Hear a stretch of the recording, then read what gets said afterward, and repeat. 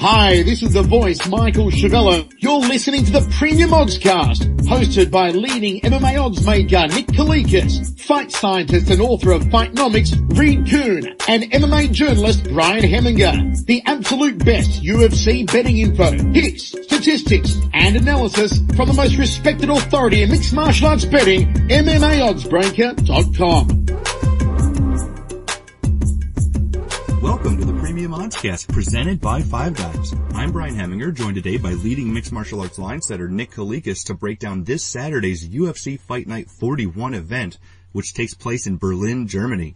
If you're unfamiliar with our format, myself and Nick will be breaking down the fight card from top to bottom, providing extensive analysis and a pick for each fight after doing our film study for the event. Then, fight scientist Reed Kuhn will step in and offer his expansive numerical insight on all bouts with sufficient data. Today, Reed will be able to contribute on 4 total bouts from this Germany card. Briefly looking back at our last event, our premium package bets for UFC 173 went 2-1 to win 4.325 units overall. We won our underdog play on Vince Pichel, as well as our straight bet on Michael Chiesa, but our parlay on Al Iaquinta and Chris Holsworth was killed by Mitch Clark's amazing arm triangle submission from bottom. Back to the present, UFC Fight Night 41 features a 10-fight card in total and will be aired on UFC Fight Pass this upcoming Saturday afternoon. Let's dive right in.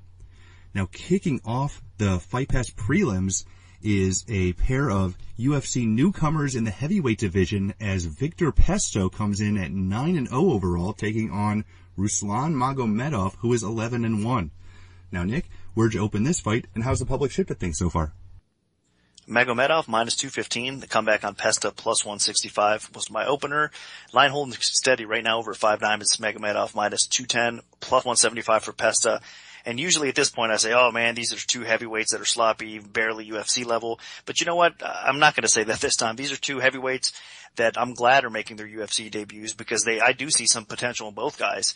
Magomedov, we'll start with him. I mean, he's a little bit more well known. He's got a solid resume, overall, including a win recently over Tim Sylvia, former, UFC champion Tim Sylvia. I know that's not a huge, notch on your resume at this point because Tim Sylvia hasn't really been the guy that was, once the UFC champion level, type of fighter, but still, it's an impressive, solid win. Magomedov also has, a win over a couple other solid veterans, let's at least say that. So his resume, he's fought some decent competition. He's a pretty well-rounded fighter. He is training at Jackson Winklejohn's there in Albuquerque, New Mexico. So he's coming from a solid camp. He's getting a lot of good training to go along with this. So he's going to consistently improve his overall game. His striking's pretty solid on the feet. He has good technique. He's pretty sharp for a heavyweight, really. He moves pretty well. He doesn't have a ton of knockout power. He's more of a kind of a point fighter, but he can mix it up enough to land some damage for sure. He does throw several kicks in his arsenal as well. And again, he does have decent footwork and is able to avoid a lot of heavy leather from his opponents. Now, grappling, he's not bad. He's got solid takedown defense. He's still raw though on the ground overall, but again, with the Jackson camp, I think he's going to get plenty of work as far as offensively and defensively on the ground, but he definitely needs to, I think, tighten up his overall ground defense. But again, he's the type of fighter that's not easy to take down. But that being said, his opponent Pesta, that's the kind of fighter he is, man. This guy's a powerhouse. Obviously he's come from the Czech Republic. And, you know, he's still a little raw too. He's only had a few fights and his resume is not as solid. I mean, he's got more cans on his resume for sure, but Pesta overall is pretty aggressive, wild striker on the feet. He's got a lot of power to go along with it. So he's always dangerous. Now again, he's a little raw on the feet, so he does leave some openings, that possibly Magomedov could take advantage of. But Pesta's best work comes from the clinch, in my opinion. He's got a powerful clinch game. He's very accurate, and he can definitely throw some nice hands and elbows and mix things up well up against the cage.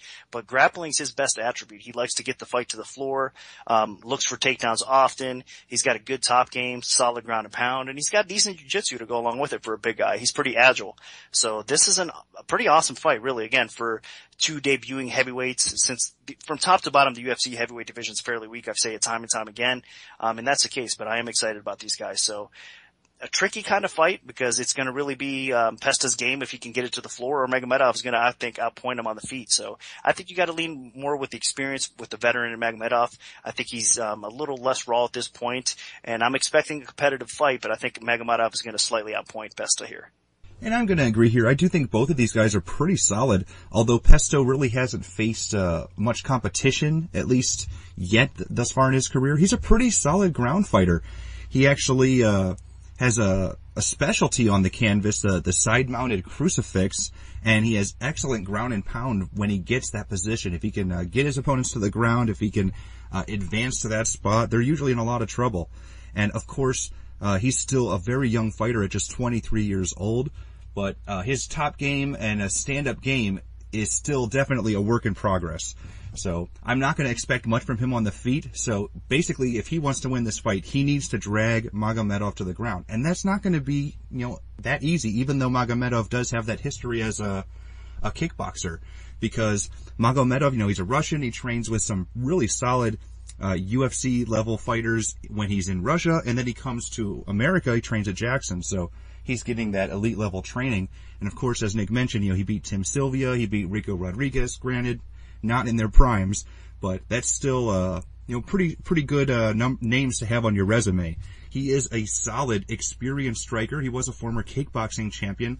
And overall, I think Magomedov has just faced a much better competition thus far in his career than Pesto.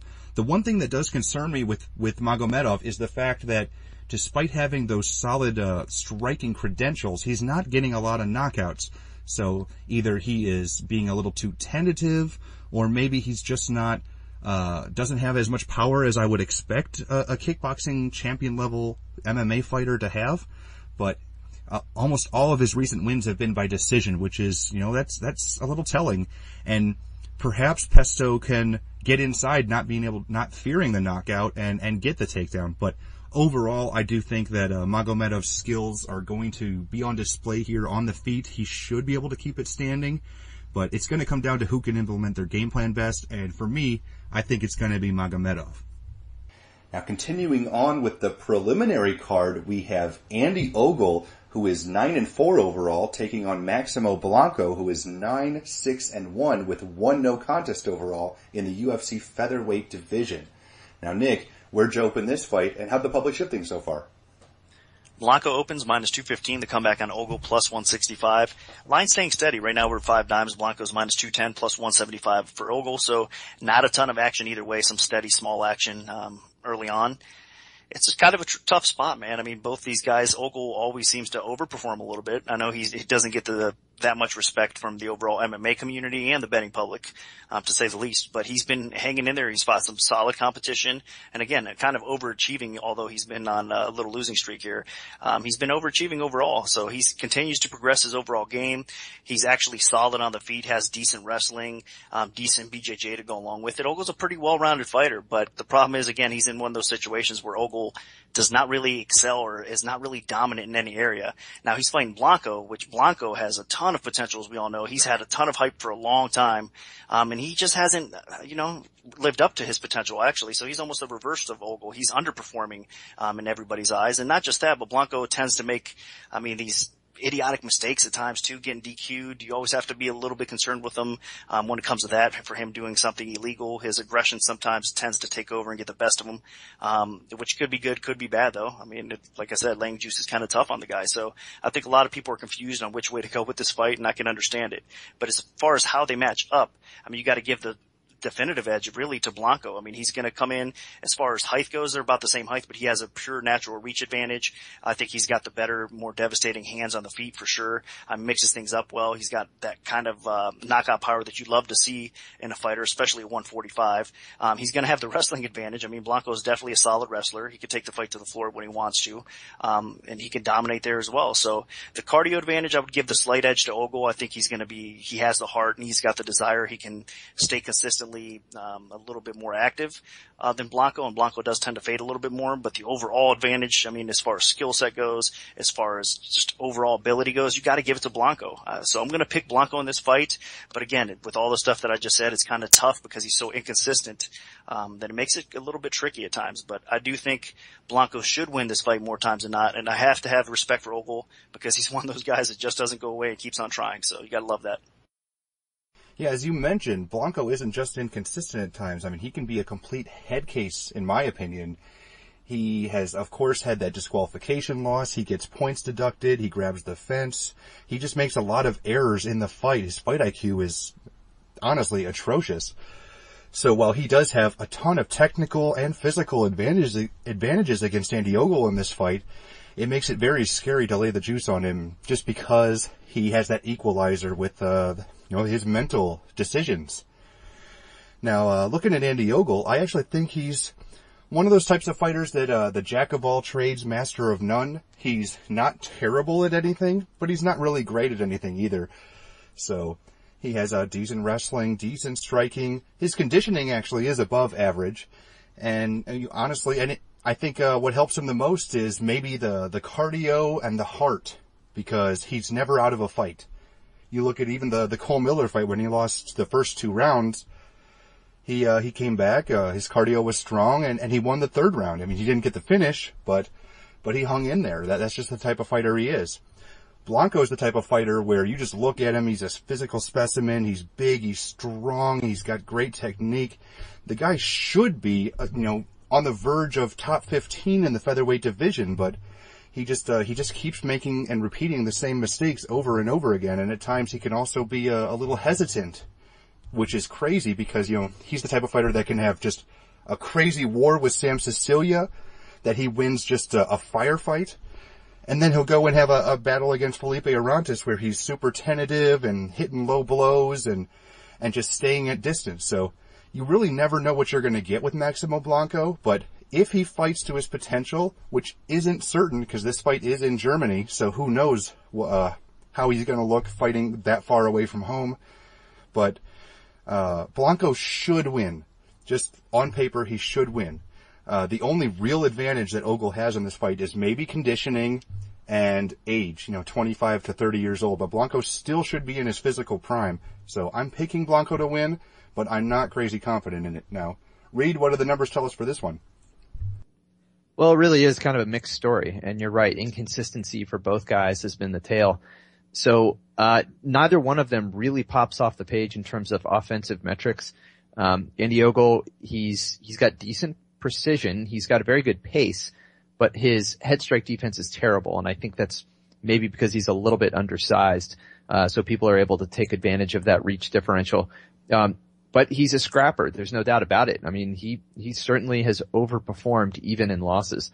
Blanco, on the other hand, his stats aren't quite as impressive in terms of offensive metrics, but his defense is a lot tighter. And he will be the bigger fighter by a little bit. So, in overall efficiency, Blanco's scores are a little bit better. The grappling is kind of a wash, very similar profiles. Neither one has really excelled in any way there. So it's kind of, the numbers don't really tell us a whole lot that we don't know in this case. Certainly not a compelling case for Blanco to really dominate this fight. And I think I agree with you guys. I mean, I think this might just be one that you stay away from. Ogle, you expect him to be an underdog every time, and even though he looks great and puts in an awesome effort, he doesn't quite get the W, and that could be the same case here. But from a statistical perspective, I'm just not seeing a compelling case one way or the other to make a play. Now moving up to the welterweight division, we have returning UFC fighter Peter Sabata, who is 13-4-1, taking on undefeated UFC newcomer Powell Pollock. So Nick, what's the MMA oddsmaker's perspective on this one? Pollock opens at -215, the comeback on Sabota, +165. And again, another line that's kind of staying steady. It's -190 now for Pollock. The comeback on Sabota is +165. So just tightened up a little bit. And again, it's another spot where I think everybody's, I guess, not too confident on Pollock. I know that Sabota is a pretty solid veteran. I mean, he's been in the UFC before, so he's kind of coming back to the UFC. He's been successful outside of the organization, so he went on a little run there. I mean, he's a pretty solid fighter overall. I mean, his striking's not really the greatest. Sabota, I'll start with him first. I mean, he's always improving in the striking game, but that's definitely not his best attribute. He does mix things up very well, but he lacks that aggression and killer instinct on the feet. He's definitely more of a grappling-based fighter. But again, he's a very solid veteran, been in against solid competition. It is interesting to note he has been out since, I believe, November of 2012. So he's had some time off. That might not be a good thing for him, going up against, a guy like Pollock, which is been a little bit more consistent with his fights, and I think has a point to prove, making his official UFC debut here. Definitely he's going to be a little bit more eager, I think, and a little bit fresher, I should say that. Now we'll get right into Pollock, actually. I mean, he's more of a well-rounded fighter as far as keeping things on the feet. His grappling's okay overall. I think he's a complete fighter, but he prefers to stand and bang a little bit because he does have a little bit more success that way. And I don't think he looks for takedowns and he can utilize his wrestling game enough. And it is solid enough that I think he could take advantage at times, but he prefers, again, to keep the fight on the feet. He's aggressive, likes to push forward. He does work behind a nice lead jab. He's got power in both hands, and he does mix kicks into his attack as well. Now, the grappling, again, his takedown defense is actually not the greatest. He can be put on his back, but he does have decent groundwork overall and has a pretty good top game when he gets on top. He's got decent ground and pound. And again, he can get up off his back, but it can be a struggle time. So I think those are the question marks around Pollock. I think offensively he can do a little bit more.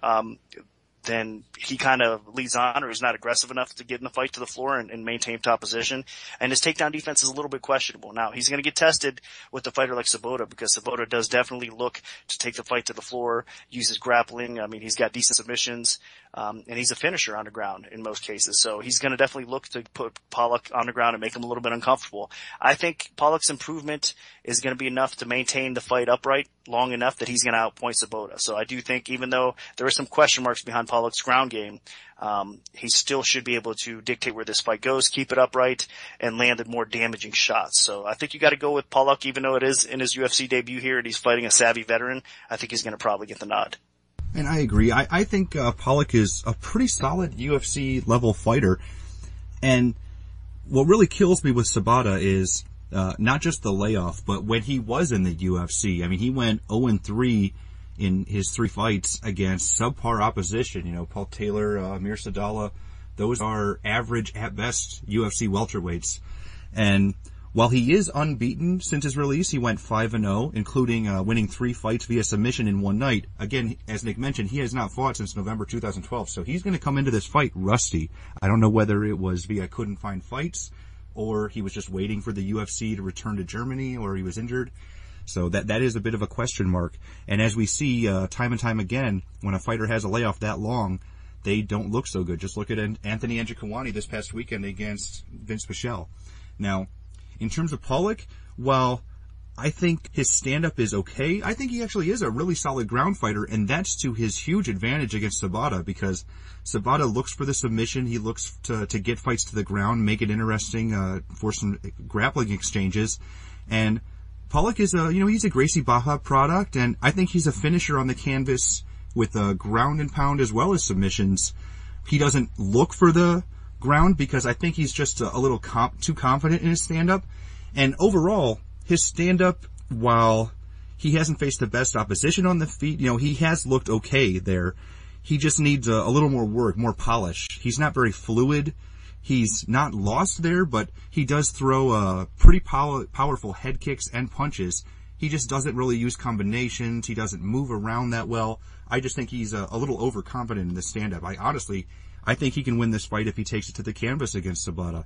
But we'll see come fight night. He's a pretty solid up-and-coming Polish prospect at just 25 years old.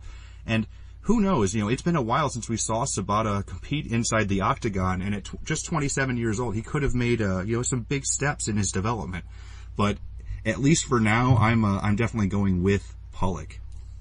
Now moving down to the bantamweight division, we have Yuri Alcantara, who is 29-5 with 1 no contest overall, taking on Vaughn Lee, who is 14-9-1.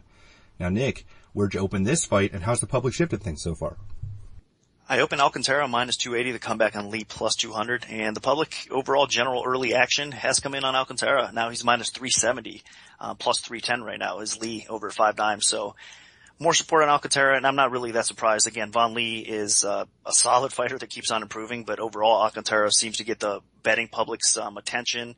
He's definitely at 135. I mean, the guy's definitely a threat. And actually has been underperforming again. He's another one of these guys that since he dropped down to 135, expecting big things, I thought he was going to be a definite title contender. And it looked that way for a minute, but honestly, again, I think he's been underperforming in his fights, kind of barely getting by here. So, especially in that Hayes fight that was recent there, he's, squeaked by with a controversial type of decision there. But Alcantara is definitely a very talented guy, and he's going to have some definite advantages over Lee here, in this matchup. Now, he's going to have the pure reach advantage, about 5 or 6 inches of actual reach on the feet.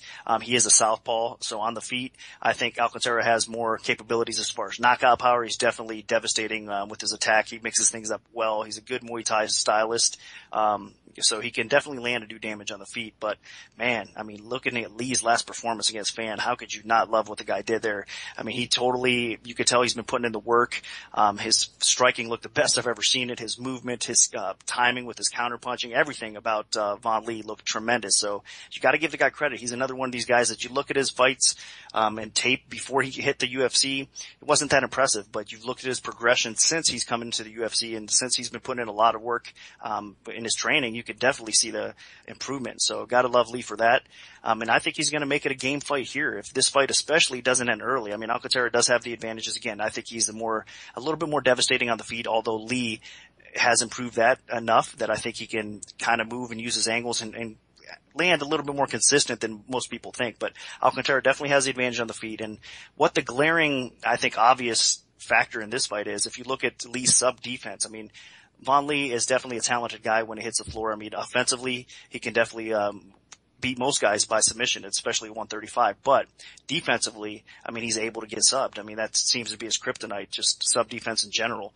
He gets caught with, I believe he's got 6 sub losses on his resume, and that's not a fluke. He does make mistakes on the ground sometimes defensively, and he gets caught. Alcantara, on the other hand, he takes advantage of that. He has a great ground game. He has good top position, even a decent, bottom game. He looks for arm bars and throws up, reversals and transitions well off his back. But more times than not, Alcantara spends most of the, fight on top when he is on the ground. So I think that you got to look for Alcantara to have the big advantage here and possibly sink in a sub at some point overly. So I'm going to pick Alcantara, but it's not a very confident pick because as the fight progresses, if Alcantara does not get Lee out of there quickly, Lee actually does have pretty good takedown defense, so he could kind of maintain things on the feet. And I think in round 2 and round 3, if he's still there, he could start taking over the fight and possibly win and pull out a close decision win, but it could definitely happen. So I think it's one of these situations, although the public is betting the line up, and they could possibly win it. They should. Alcantara is a solid favorite for a reason. I think Lee's kind of a dangerous guy to bet against. So that's my take on this. I'm going to take Alcantara, but as far as a betting standpoint, I'd be cautious on this fight. Yeah, and I completely agree. I think, age really isn't too much of a factor here. Alcantara's 32, Lee's 31, but I do think that overall experience, size, ability, it's on Alcantara's side. He can be very inconsistent. This is a guy that almost finished Uriah Faber in the first round of their fight, and then he ran out of steam and got completely dominated by wrestling for 2 straight rounds. So you really don't know exactly what you're going to get with Alcantara, but he is well-rounded enough that he should be able to control most of this fight. Now with Lee, it was interesting. Nobody really thought that he had that good a striking, and then in his last fight, he was a completely different fighter. He showed up, he worked angles, he had really good movement, he had great technique, and he lit up Nam Phan over the course of 3 rounds. It was shocking, to be honest. So, he's taken great strides in his stand-up ability in, just in between a couple fights. So that is something to look out for. Maybe he is going to continue that evolution of the stand-up. But even so, I don't think he can match Alcantara punch for punch in terms of power. And as Nick mentioned, on the ground, while Lee is a talented submission specialist, he did submit Kid Yamamoto, which is incredible. I think Alcantara is more physical on the ground. Alcantara is the better wrestler, and Alcantara has much better submission defense. So if Alcantara puts Lee in a bad spot, I think it's much more likely that Lee will be the one that's forced to submit, like he did in the TJ Dillashaw fight. But even that fight doesn't look so bad now that Dillashaw is the champion. So I think overall, though, Alcantara just has a little too much over advantages in just about every area, and as long as he can keep those advantages for at least the first 2 rounds, then he should at worst win a decision. He might even get a stoppage here in the first. But my pick is Yuri Alcantara. Now, what do the numbers tell us, Reed? Well, I'm in agreement, and I think you said it all. The big size advantage is going to make a difference. He's been historically sharp with his hands, especially his jab. And he's been able to outwork people, and that's usually the sign of someone who knows how to use their reach. And so in this fight, that's going to be a big help to him. Even given Lee's improving stand-up game, he has demonstrated some power, but trying to close that gap is going to be difficult. So on the ground, again, I think Alcantara is more likely to end up in top control, and if he does, he's been very good at using it, and that has been the hole in Lee's game. He has been open to submissions, and Alcantara knows how to do that. Now both these guys, I think looking at the finish, actually there's more potential there for a bet because it's a steep line. I do think Alcantara is the favorite. The line is getting a little steep. So maybe the under, that might be a more interesting play because look at how these guys match up. If they stand and bang, Lee's improving. He has this wild card factor. But on the mat, Alcantara is very good at finding the choke, finding the submission, and that's been Lee's hole in the game. So, that might be the play that I'm looking for in this one. But I think it is safe to say that Alcantara is a good favorite. Now moving on, we have a middleweight matchup featuring Magnus Siedenblad, who is 11-4 overall, taking on Krzysztof Jotko, who is 14-0. Now Nick, what's the MMA oddsmaker's perspective on this one? Jotko opens -140 to come back on Siedenblad, plus 100, so even money, and over at 5 dimes right now, it's -120 even money. So again, another spot where just tighten up a little bit, and Jotko's coming in as a very, very slight favorite here. This fight, honestly, Siedenblad is the better fighter if you look at it overall. Offensively, the guy's a long-rangey striker. He's not that bad. He's aggressive on the feet. He can land some damage. He utilizes his jab okay. And he mixes everything up well. He could be, again, effective striker when he's, coming forward and being aggressive, and that's what he does. But the problem on the feet for Siedenblad is definitely his defense. Defensively he's flawed. His chin is a little bit suspect. He does get tagged at times. But his overall game, Siedenblad also has decent takedowns. He's got a decent grappling game. He's got a 6 setup on his guillotine choke. It's so quick and nasty. That's how he beat Hammond in his last fight. So, Siedenblad overall is a dangerous fighter, but his problem again is he's a little bit chinny. Defensively, even on the ground, he's a little flawed. If he doesn't, if things don't go his way and he doesn't get a submission, sometimes he loses position and he can put himself in bad spots. That's a definite flaw in his game for sure. But overall, Siedenblad offensively again is pretty talented, but Jotko is a little bit more solid. I think he's a little bit more consistent, even though he's not as flashy. On the feet, he doesn't strike as often as you want him to. He's a little bit tentative at times, which is a problem. I think he needs to be a little bit more aggressive, but he does have some power on his feet, no doubt about it. Now, defensively, he's a little bit better. I think his defense, he keeps his hands a little bit tighter. He doesn't get tagged as often. And he's definitely more well-rounded on the feet as well. He doesn't really excel in any particular area. He's just solid everywhere. He's got decent counter punches on the feet. He's got solid takedown defense overall, as far as the ground game goes. And, as far as top game, he has good ground and pound. He does control the fight pretty well, but I don't know if he wants to really mix around or mess around too much with Siedenblad on the ground either. I think his best, chance in this fight would probably be to weather the early storm, try to keep the fight standing, land the harder, cleaner punches, and hopefully Siedenblad does tend to fade and Jotko can take over the fight and get the W here. So I'm slightly leaning towards Jotko because I think he is a little bit more consistent. He's got the better cardio. He is the southpaw, I should mention that as well. So he's going to give Siedenblad just a little bit of a different look on the feet. Again, even though he's not that flashy and I would like him to be a little bit more active, I still think he's going to be consistently the better fighter. So very, very slightly into Jotko in this fight.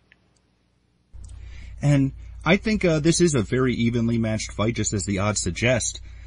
One of the biggest differences for this fight is actually the age. Jotko's just 24 years old, while Siedenblad's coming in at 32. He's got a little bit more experience against top-level guys.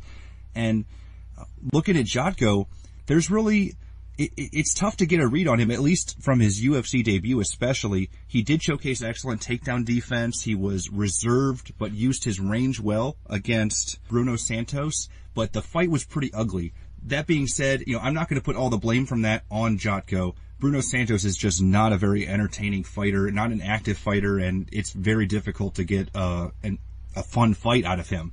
So I think Jocko just did the best with what he had around him. So and he was able to pull out the win.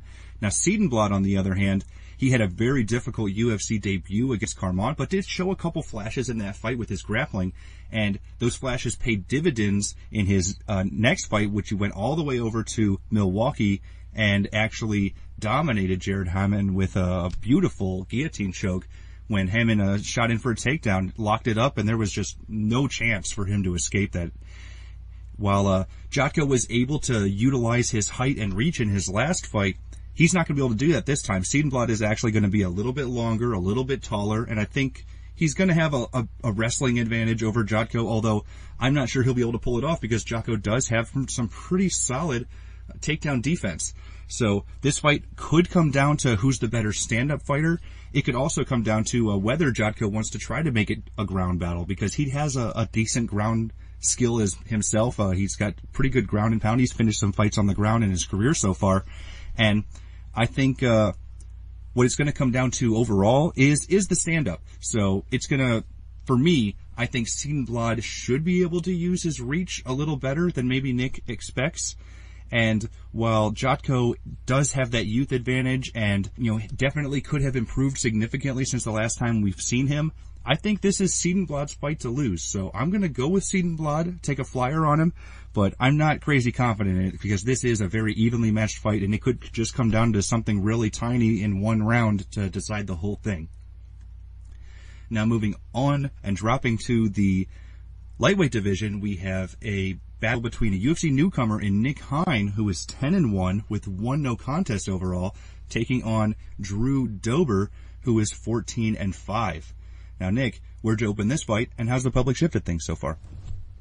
Dober opened -130, the comeback on Hine, -110. So basically a pick'em fight with the slight lean towards Dober, but now the line is flipped. Hine is actually -125, the comeback on Dober +105. So a little bit more support coming in on Hine early on.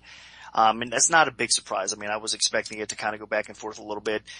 Both these guys match up pretty well. I mean, if you look at it, I think Dober overall is, the more proven, tested fighter. I mean, he's fought better competition level for sure. Hine is one of these fighters that's pretty solid. I mean, he's a little powerhouse, actually. He's got a judo background. In his striking game, he's powerful, but still needs a little bit of work. I mean, he is a southpaw, so he's got that going for him. He does move okay. He prefers to counter-strike with his punches a little bit more than lead things off, though. So he's more of a, tentative kind of counter-striker at times. But he can be effective because his counter-striking is definitely getting better. And that's one thing that you notice. I mean, if you look at some of Hine's early fights compared to some of his latter fights, I mean, you could definitely see the improvement level. He's faster, more fluid on the feet. He could definitely do a little bit more damage on the feet as well. His takedowns are solid. Again, coming from that judo base, the judo background he has. He's got one problem that he's got for me, though, his questionable training partners, I think. He's not really getting the best, in his training environment. I think he can probably excel faster in his career if he gets with a more solid camp. I mean, not taking anything away from where he's at now, but at the same time, it's not really UFC caliber, UFC level. I think he could excel more if he surrounds himself with better training partners. It's also, a little side note here, he does currently work as a police officer in Germany as well.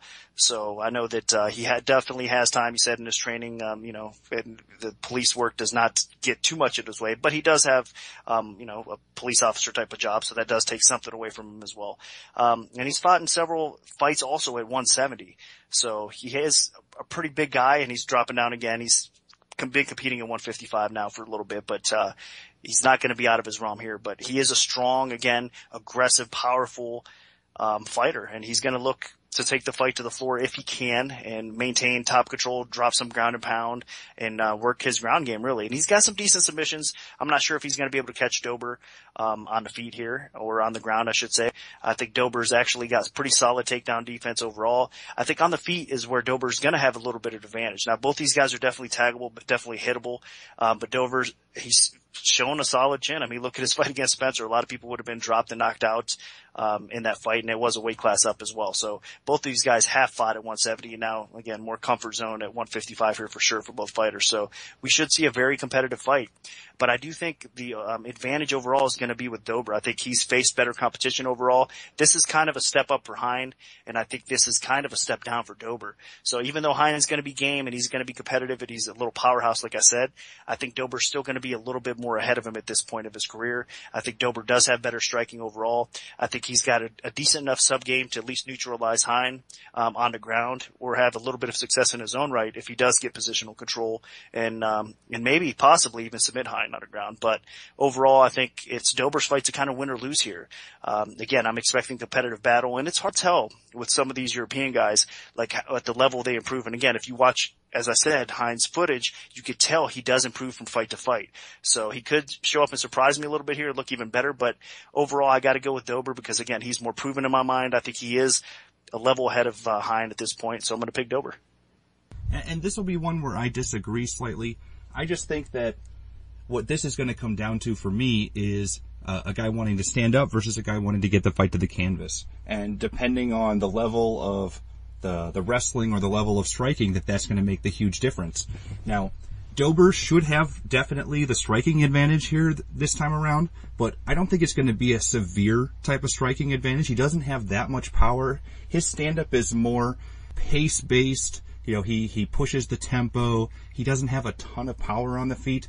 But, you know, he gets the job done up there, and he doesn't have that great of a chin. So I'm definitely a little concerned there. And then looking at Hein, he definitely wants to get this fight to the canvas, almost certainly. You know, he was, as Nick mentioned, the police officer, but a former member of the German national judo team. He has explosive takedowns, but where he can just shoot in, but he can also just use the judo technique with trips after getting inside. Basically, for Hein is he needs to control distance. He needs to get inside, get into the clinch, and get this fight to the canvas where he can either work submissions or work his ground and pound, and that's how he's going to win this fight. If it stays standing, pretty much the only way he wins is a Hail Mary type punch where he cracks Drew Dober, who I don't think has a strong chin. But I think that's almost entirely what this is going to come down to. And UFC wants a German fighter to win on here, and I'm not sure it's going to be Sabata, but maybe they have a little more faith in Hein. So I think looking at this one, I can see Hein. You know, he's about the same size as Dober. I just think he's a lot stockier and a little more muscular and powerful. So I can definitely see him getting inside on Dober, either slamming him to the canvas, shooting in and pulling his legs out from under him, or just tripping him to the canvas. You know, he's got a pretty good arsenal of ways to get this fight to the ground. So I think that's what it's going to come down to, and I think that Hein will be able to pull it off. So my pick is Nick Hein. Now, dropping down to the featherweight division, we have Tom Ninamaki, who is 21-5-1, taking on Nicholas Backstrom, who is 7-0 with 1 no contest overall. Now, Nick, what's the MMA oddsmaker's perspective on this one? Ninamaki minus 260. The comeback on Backstrom is plus 180. That was my opening line.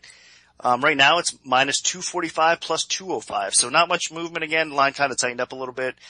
A little surprising because, I mean, considering how dominant Ninamaki was against Yaya in his UFC debut, you know, I was expecting more people to actually back him and support him because his ground game is definitely legit.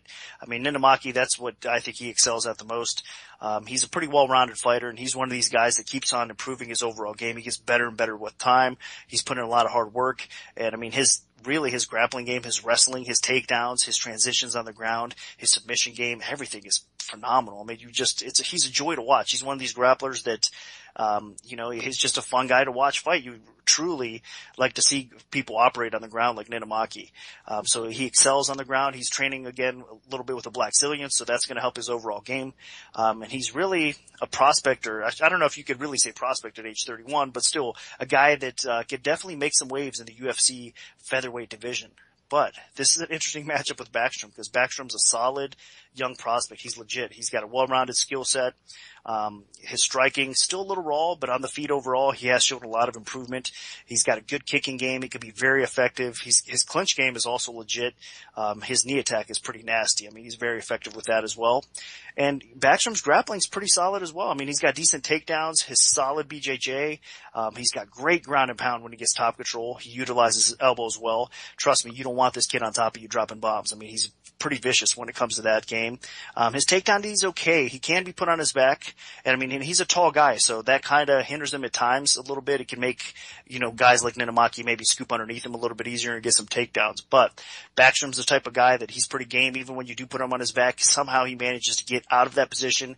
And more times than not, he ends up on top, where he could be very, again, dangerous and effective. So Backstrom's a young prospect. I mean, at age 24, his improvement level is going to continue, and I think he's going to improve at a high rate. So it's going to be interesting to see what his game plan is and if he can maintain the fight upright. Because if he can, I think he's probably going to win the fight. I mean, his striking is definitely better than Ninamaki at this point. He's more dangerous on the feet. Again, he's got more finishing power as far as even on top, around a pound, or he could be effective in the stand-up game, a little bit more effective. But that being said, Ninamaki is the more proven veteran, and you gotta respect his ground game and his wrestling game. So I think he is gonna probably put Backstrom on the ground, get top control, and grind him out. If not, look for, a submission win here as well, but at least probably grind Backstrom out. That's what he's gonna try to do. So it depends. Can Ninamaki, utilize his strengths and get the job done, or can Backstrom actually pull off the, pretty solid upset here?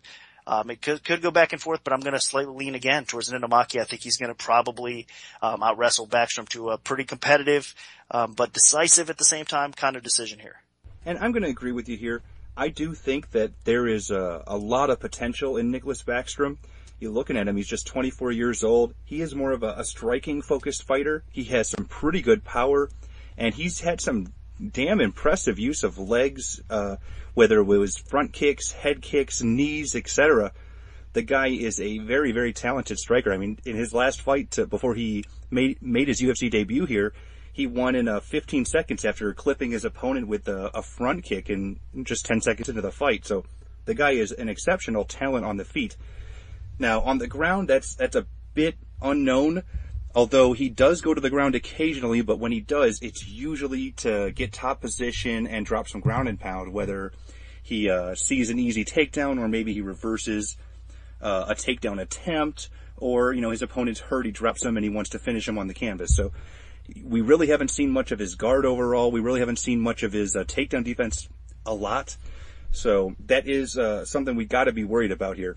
But Ninamaki, he is proven. This guy, 31 years old, he is a fantastic grappler out of Finland.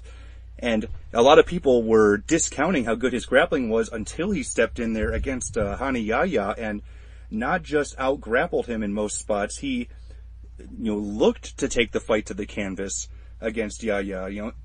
He had an opportunity to showcase his stand-up there because, Hani Yahya is not a good stand-up fighter, but he wanted to go to the ground. He wanted to test himself. He was fearless.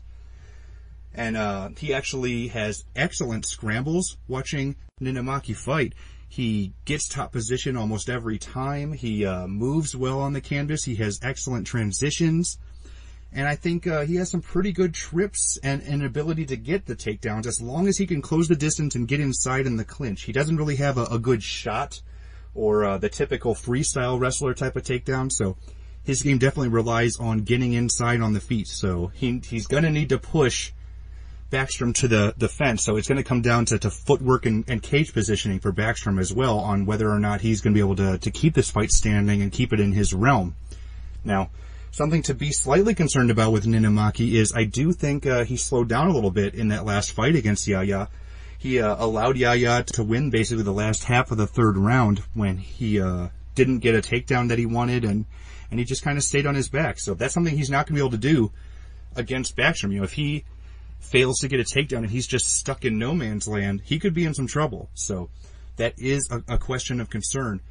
So I think what it's going to come down to is Ninamaki going to be able to get the takedowns? Is Ninamaki going to get on top? Is Ninamaki going to be able to potentially submit or get ground and pound? And I think he will. He should be able to pull off a good clinch takedown in that first round. But if he does not get a finish, if he's forced to go the distance, look for Backstrom maybe late, although we haven't seen a lot of him in decisions, at least recently. But I do think Backstrom is the younger, fresher type of fighter, although him coming in on short notice is a concern. But I think this is Ninamaki's fight to lose. Now, continuing on, we have Luke Barnett in the middleweight division, who is 8-0, taking on Sean Strickland, who is 14-0. Two undefeated fighters.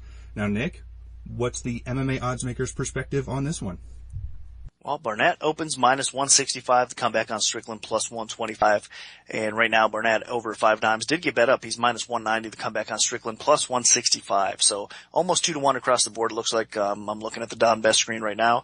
And you know, I guess I can see why, and I'm not really that surprised because Barnett is obviously, farther along in his career again. The guy is, even though he doesn't have as many overall fights as Strickland, in the UFC, he's progressed and everybody can see the improvement level. The guy's definitely showing solid takedown defense, great clinch work, outstanding boxing. He's still a little slow, but he does mix his technique up pretty well. He's definitely dangerous. Like I said, his clinch game, everything that he throws at you, he throws elbows well, he throws his punches well, he puts combos together well. He's got pretty smart fight IQ on the feet, and he's got this underrated power to go along with it. So he's becoming all of a sudden, the last couple fights here, a very dangerous and capable striker. Now, the question marks behind Barnett, of course, when he does get taken to the floor, he can be controlled a little bit.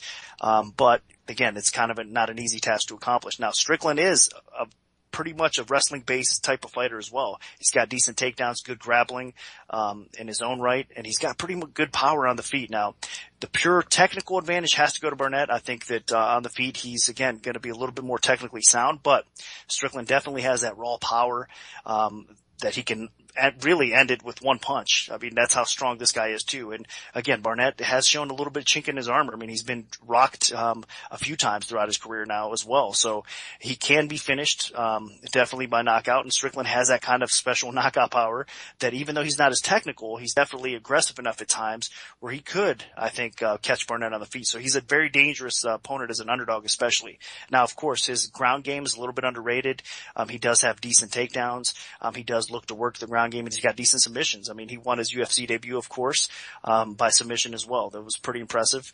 A lot of people, I think, were surprised to see this kid really perform that well, in his fight against Bubba McDaniel, because Bubba McDaniel really is more well known for his sub game as well. So a little bit of surprise, I think, at most people's mind, but at the same time, now he's earned a little bit of respect. And again, he's one of these guys at 185 that could really become a player because of his improvement level. He's only 23 years old as well. So this is if you look at his resume before he got to the UFC, Strickland's resume, it's pretty solid. He's fought decent competition, but most of it was in, I believe, King of the Cage.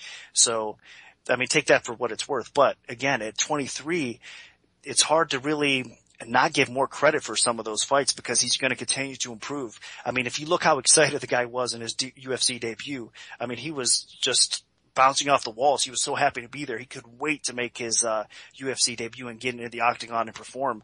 And look what happened. He performed great. He looked outstanding. So this, I know the betting public overall, the general reaction has come in on Barnett, and they bet him up a little bit because he, at this point, I think, again, he's farther along in his career and he has more ways to finish. He's a little bit more of the solid fighter, and he can be a little bit more technical and more effective on the feet. And his takedown defense is good enough in most cases that he should be able to keep the fight upright. So you got to give the nod, I think, the overall advantage to Barnett. But Strickland's definitely a game opponent, a very dangerous opponent. So this is another tricky fight. I'm going to slightly lean again towards Barnett, because I think Strickland's going to come in hungry and improved even more so, and he's going to be ready to fight. He knows that Barnett's a very capable and dangerous opponent.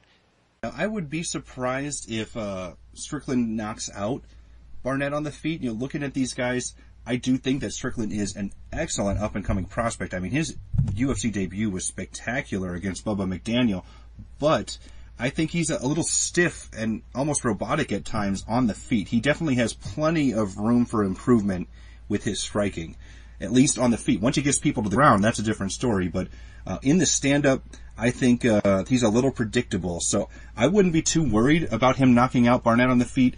What this is going to come down to for me is whether or not Strickland can drag this fight to the canvas, because he is an excellent ground fighter. You look at his debut, he went right after Bubba McDaniel. He had a nice sweep when McDaniel took him to the canvas. He was able to get back to his feet when he was on his back, and then he pursued the takedown and then dominated McDaniel with top position, some light ground and pound, and then submitted him during a transition, during a scramble, and was able to lock in a rear naked choke against a proven veteran who had faced a who's who of people and trained at Greg Jackson's gym. So, and that was on short notice. So Strickland, it'll be very interesting to see how much he's developed since that fight and how he looks after an actual full training camp as well. But you look at Barnett, he has been absolutely spectacular thus far in his UFC career, gone 3-0, and he's looked a little bit better each and every time out, starting with that Colin Hart victory and then finishing Andrew Craig and then just crushing in his last fight against the guy with the UFC debut. So I've been very impressed with Luke Barnett thus far, and he's taken a great, huge strides in his stand-up. I think he, being 6'6", some guys don't use it well. He's starting to actually use it well. He doesn't have the longest reach just because his shoulders are a little tight, and he doesn't have those big broad shoulders like you would expect a big 6'6" guy to have. But he's starting to use his feet very well too, and his legs are very long. And, he can land really nasty head kicks. He can work some spinning attacks. So while he's not the quickest guy, he's actually pretty technical in terms of his offense.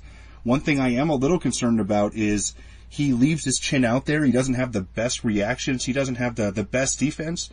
So at some point, that might get exploited against a more technical and powerful striker. But I don't think Strickland's the guy that can do it. But on the feet, I think Barnett uses a really solid left jab and some pretty good footwork. He moves well. And I think, his work with Chael from his time on The Ultimate Fighter has really helped him in terms of his takedown defense. So unless Sean Strickland has improved drastically heading into this fight, I really think Barnett should be able to keep this on the feet and either outwork him for a decision, or he might even clip him and get that stoppage, because it's very difficult to stop him once he really settles into a groove on the feet. Now, sticking with the middleweight division for the co-main event of the evening, we have CB Dollaway, who is 15-6 overall, taking on Francis Carmont, who is 22-7. Now, Nick, what's the MMA oddsmaker's perspective on this one? Well, Carmont opens minus 170, the comeback on Dollaway plus 130, and it's another line that's basically just tightened up, staying steady. Right now, Carmont is minus 160, the comeback on Dollaway is plus 140. Man, another tricky spot, because realistically, I could see the fight going either way. I mean, both these guys continue to make improvements. I think Dollaway is actually the better, more well-rounded fighter of the two. I think his offensive striking abilities are a little bit above Carmont's at this point. Carmont does have some power on the feet, don't get me wrong. He does have that knockout, that puncher chance, and he keeps continuing to improve his overall game. But I just think Dollaway throws more of a variety of striker arsenal, and he can definitely be effective on the feet. The concern, of course, with Dollaway is always his chin, man. I mean, he's been knocked out twice, but I mean, he does tend to get rocked at times as well. You just can't really trust that chin in most cases. And his cardio, especially a few fights back, was a little bit spotty too. I mean, he was another one of these inconsistent type of fighters. But he has shown improvement in that area. And again, I think his chin's been a little bit more solid because he's in better conditioning as well.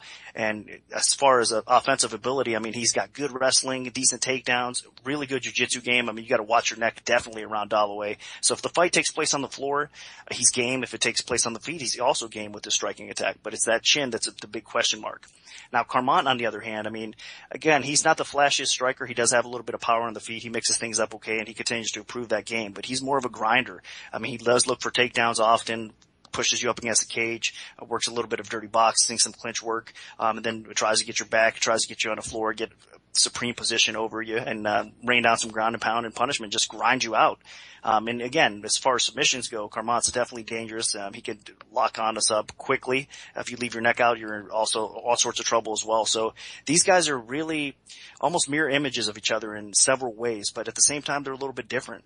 I think Carmont's cardio and his consistency is a little bit better. But again, I think he can definitely get out point by Dollaway. So I'm kind of going back and forth on this fight, honestly. As far as the pure pick goes, I'm going to slightly lean towards Carmont because I think, again, he's been a little bit more consistent. He's going to have, even though he lost to Jacare in his last fight, I mean, Jacare is a title contender, as we all know, and he outperformed, I mean, most people's expectations in that fight. So I think even though he lost, it's going to be a big confidence boost for him. And he does have some solid wins over game opponents as well. Dollaway's last performance was spectacular. I mean, a lot of people counted him out, just not giving him that respect. And he came through, with flying colors. He looked great. So both of these guys continue to improve. It is a tricky fight. I expect it to probably hit the cards. Again, I've been kind of warning people about Dalloway's chin, but I think he can hold up against Carmont in this spot. Both these guys can neutralize each other out a little bit, I think, on the ground. But we might see the first person to make a mistake definitely get subbed out here. But overall, I think we will see it hit the cards, and I'm going to give the very slight lean to Carmont. But again, it's another fight that I've been going back and forth because I can easily see Dalloway pulling off the slight upset as well. I'm going to go the other way. I do think this is a very evenly matched fight. Both of these guys are about the same age, so that's really not too much of a factor, with Dalloway coming in at 30, Carmont at 32. They both have similar experience against top-level guys, although Dalloway has fought a lot longer in the UFC overall. And I think something that really stands out for me is the improvement that CB Dalloway has made in his last 3 fights. When he had a pair of really ugly performances against Jared Hammond and Mayhem Miller in back-to-back fights, I think he took it personally about how, people talking bad about his boxing, about his striking defense, about his conditioning, and you've seen, massive leaps from him in those last 3 fights against Daniel Sarafian, Tim Boetsch, and Cesar Ferreira. He looked like a completely different fighter. He actually didn't just look good on the feet, he looked confident on the feet against Tim Boetsch. He was moving around well, he was faking, he was taunting even, and clearly outstriking Boetsch on the feet, which a lot of people didn't see coming. And then in the Ferreira fight most recently, he shoulder rolled, he was composed when Ferreira swarmed him, and then he knocked him out. And of course, in the Sarafian fight, that was just a back and forth war against a guy that a lot of people were really hyping up. And CB went into Brazil and beat him in front of a Brazilian crowd in a fight of the night type performance. So I think CB's fighting about the best he's ever fought in his entire career right now. While Carmont, I think he's a little overrated, to be honest. He is a good fighter, and against people without a strong takedown defense or a strong clinch game, he'll either grind you into the fence or take you down and wear you out in most cases. That's how he beat Costafilipu and, got his most significant victory of his career. But I'm not sure he's going to be able to do that against CB Dalloway. Dalloway has really solid takedown defense. He's a really top level wrestler himself. And Carmont actually comes from more of a kickboxing background. His wrestling that he's added to his game has been more just because he trains out of TriStar. And I'm not quite sure that his wrestling is on the same level as Dalloway's. Now, I do think conditioning-wise, these guys are going to be pretty even, but I'll give a slight edge to Carmont. Honestly, the biggest equalizer for me is Dalloway's chin, as Nick mentioned. It's very unreliable. If Carmont does clip him, that's the equalizer. As good as Dalloway is right now and as much improvement as he is, it only takes one punch and, all that training and technique goes out the window and then Dalloway's in survival mode. So, while that is the biggest concern for me, I think as long as CB continues to grow and develop as a fighter the way he has, I think that he should be able to outwork and out-technique Francis Carmont over the course of 3 rounds and maybe, even get a finish or something crazy. Because he does hit very hard. So I'm going to pick Dalloway to pull off the upset here. Now, Reed, what do the numbers tell us for this one? Well, no surprise. The big thing that jumps off the page, first of all, is CB Dalloway's head striking defense. It is not just a little bit below average, it is really below average. And he's now been dropped 3 different times. His chin rating is almost the worst on the card if it weren't for Mark Munoz. But offensively, his striking stats are actually pretty good, and he certainly looked very, very good in his most recent fight, and it just has been improving. So he's not at a big size differential. Francis Carmont is usually the much bigger guy when he's in the cage. That won't necessarily be the case here. He does have a 2-inch reach advantage, but not too much. And his head strike accuracy is not all that great. I don't think he really uses his striking as effectively as he could given what his frame is. So in this situation, I do think it's going to be a closer battle. It's going to be some clinching, a lot of wrestling, and CB Dalloway is well suited to deal with that kind of attack. So overall, very close on paper, very close. The line is close. I think it's appropriately set. I think Carmont gets the edge because he tends to eke out those decisions that he should, and even a few that maybe he shouldn't have. And I think it's just because he knows how to get his body in the right position and grind out those rounds slightly more effectively than other fighters. And so Dalloway, how does he counteract that? He has to be better at that style than Carmont is, and that's a tough task because Carmont is, he's a beast physically, and Dalloway is no slouch either, but Carmont is a beast. So banking on Carmont clipping Dalloway, getting the knockout, I'm not sure that he's going to find that chin. That is a glaring hole in Dalloway's game, but I'm not sure if that's going to be an issue here. I think this might just be a dirty match for 3 rounds. And if it is, it's hard to bet against Carmont in those types of fights, but I think I agree with everybody that this is going to be very close. All right, thanks, Reed. Now, this takes us to the main event of the evening and the third straight middleweight fight on the card. We have Gegard Mousasi, who is 34-4-2 overall, taking on Mark Munoz, who is 13-4. Now, Nick, where'd you open this fight, and how's the public shifted things so far?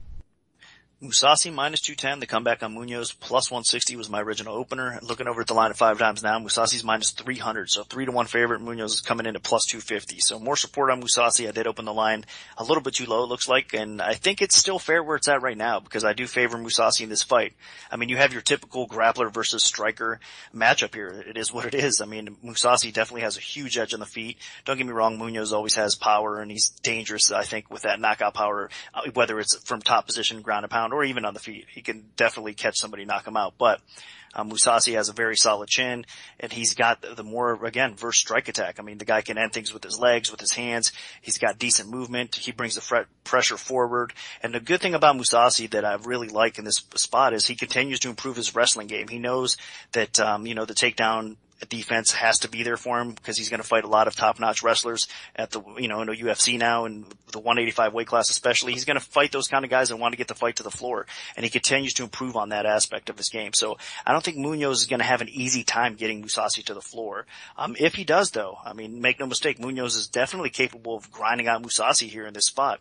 I mean, going a few years back now, Mousasi did lose a competitive decision to King Mo that way, and I think Munoz can kind of implement that same type of game plan and possibly pull off the upset win. But again, it's been a few years since that's happened. I think Mousasi's improved his game quite a bit since then. He knows what to expect in Munoz. And Mousasi's one of these special strikers that doesn't take much for him to land. I mean, his precision's there. And Munoz, I mean, to talk about suspect chins, we were talking about CB Dalloway here. Munoz is another one of these guys. I mean, he's been knocked out more times. He's been knocked out, I believe, 3 times in the UFC. So I'm really concerned about Munoz. I don't know if he could take, that kind of arsenal, that kind of attack that Mousasi's going to bring him if he can't dominate the fight and take him to the ground, which again, I think Mousasi's going to be able to stifle enough of that to keep it standing. So I think what you're going to see here is a sprawl and brawl tactic from Mousasi. I mean, I think most people were thinking the same thing, and he's going to probably end up catching that chin at some point. So I think the favorite does roll in this fight. I've got to respect Munoz, especially, after battling all the demons he recently has. He went through, it's a known fact, through depression, through a lot of personal things that were going on in his life, and he bounced back against Tim Boesch and looked fantastic. It was one of the best Munoz that we've seen, one of the best forms that we've seen out of Mark for sure. So that was good to see because he's going to be competitive, and I'd like to see him be a factor in the middleweight division. But unfortunately for him, I think he's just going to run into a brick wall here in Mousasi. I think Mousasi's going to get the W, and it's probably going to be by knockout. Yeah, that's pretty much been the case in Mark Munoz's career. Is he can look amazing against guys that he can take down and ground and pound, and against guys that can keep it standing and have the striking advantage on him, that's where he runs into big trouble. Now, looking at this fight overall, Mousasi does have an 8-year age advantage on Munoz, which is huge, especially because, again, as you get older, your chin gets worse and worse, and Munoz has already not just been knocked out 3 times, he's been hurt in so many fights. Like, even Damian Maia had him in trouble from strikes. That's the only person Damian Maia's ever even wobbled in a fight was Mark Munoz. So, you have to be just terrified of Mark Munoz's chin here. Now, I think that Mousasi, if he keeps it standing, he's got that kind of lazy, slow style that can just come out of nowhere with a devastating strike. It's a little sneaky, it's tricky, and he actually does have some pretty good technique. But Munoz, it's all going to come down to the takedown. We have seen Mousasi as against King Mo in the past, as Nick mentioned, but even Keith Jardine took Mousasi down in that draw that they had in Strikeforce. So, that's not the only time that somebody's been able to use their wrestling to stifle Mousasi's game. So that is something you really have to keep an eye on in this fight.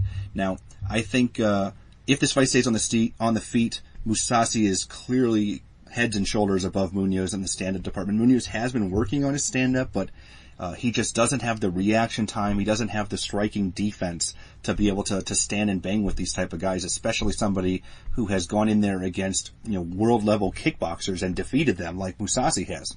So I really like Mousasi if this fight stays standing. Now, if the same Mark Munoz shows up that, obliterated Chris Lieben, that crushed Tim Boetsch, then this might be a different story. But I think the fact that this is a 5-round fight makes it really tough for Munoz to be able to keep that pace up and keep that top control and positioning and everything for 5 rounds, because I really don't see him finishing Mousasi. And I think 5 rounds is a really long time for Mark Munoz to not get clipped on the chin at some point. So my pick is going to be Gegard Mousasi.